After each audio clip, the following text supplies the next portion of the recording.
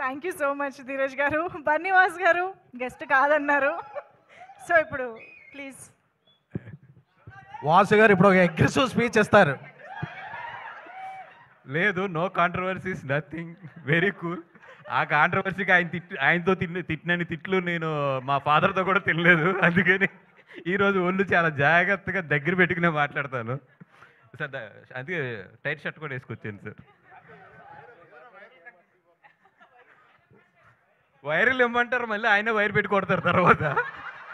So ఇంకొక at least 4-5 నెలలు no virals, nothing, only viral ఫీవర్లు వస్తున్నాయి ఈ మధ్యలో. ఫస్ట్ ఆఫ్ ఆల్ ఈ సినిమా గురించి మాట్లాడాలి అంటే, దీక్షిత్ గారు నిన్న నైట్ అరవింద్ గారు అక్కడ ఎడిటింగ్ రూమ్లో ఉంటే లాస్ట్ హాఫ్ అన్ అవర్ వెళ్ళి నేను సినిమా చూడటం జరిగింది. అంటే సినిమా ముందు ఏంటి అన్నీ ఇంకా చూడలేదు కాబట్టి దాని గురించి మాట్లాడతాం కన్నా కూడా లాస్ట్ హాఫ్ అన్ అవర్ నేను చూసింది అయితే నాకు ఆయన అయితే బ్రెయిన్లోంచి పోవట్లేదు లాస్ట్ నైట్. అంటే నేను బయటకు వచ్చిన తర్వాత మీ మీద ఎంత కోపం వచ్చిందంటే ఆ క్యారెక్టర్లోని, అంటే ఏసైనా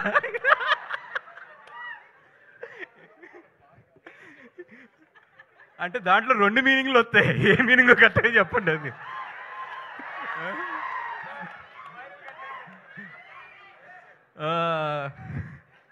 సరే సార్,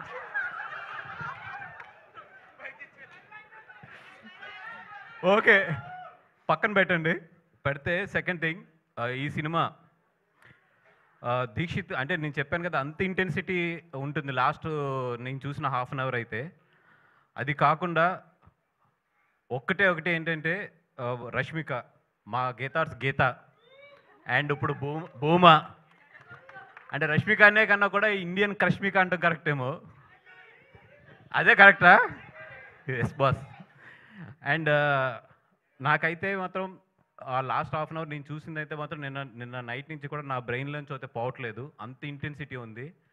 ఒకటే నేను క్లియర్గా చెప్పగలను, థియేటర్లో కూర్చున్న 50% to 60% ఆఫ్ అమ్మాయిల కథ ఇది.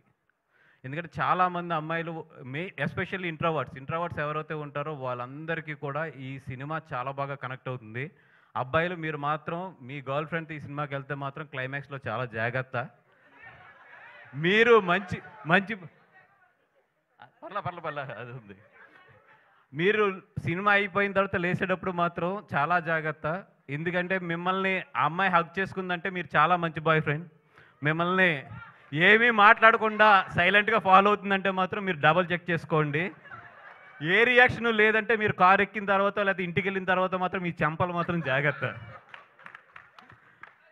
అండ్ ఒకటే ఏంటంటే, అమ్మాయి ఈ థియేటర్లోకి వచ్చేటప్పుడు అమ్మాయి ఎలాగైతే ఉంటుందో వెళ్ళేటప్పుడు అయితే మాత్రం అలా ఉండదు. సో బాయ్ ఫ్రెండ్స్ అందరూ కేర్ఫుల్, భర్తలు అందరూ కూడా కేర్ఫుల్ మీ భార్యలతో వచ్చినప్పుడు. అంత మంచి సినిమా.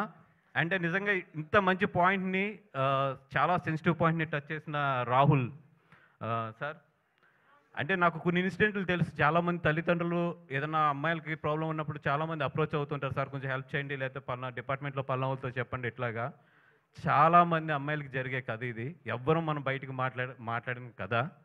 ఆ కథతో రాహుల్ చాలా సెన్సిటివ్ పాయింట్ చాలా కమర్షియల్గా టచ్ చేసి చెప్పాడు. అండ్ నాకు ఎక్కడ విజయకం చూస్తుంటే కుళ్ళు వస్తుందంటే, అరవింద్ గారు నా కాంబినేషన్ ఎప్పుడు కూడా కమర్షియల్ సినిమాలు లేదా ఎంటర్టైన్మెంట్ సినిమాలు మిమ్మల్ని నవ్విస్తూ జాగ్రత్తగా మేము తీసుకుంటూ వెళ్తాం.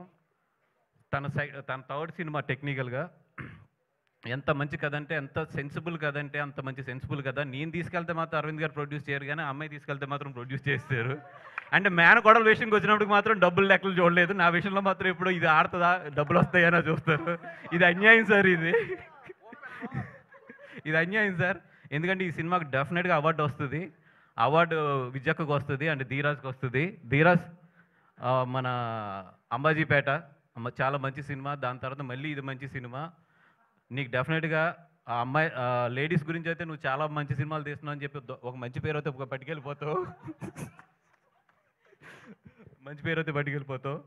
అండ్ అరవింద్ గారు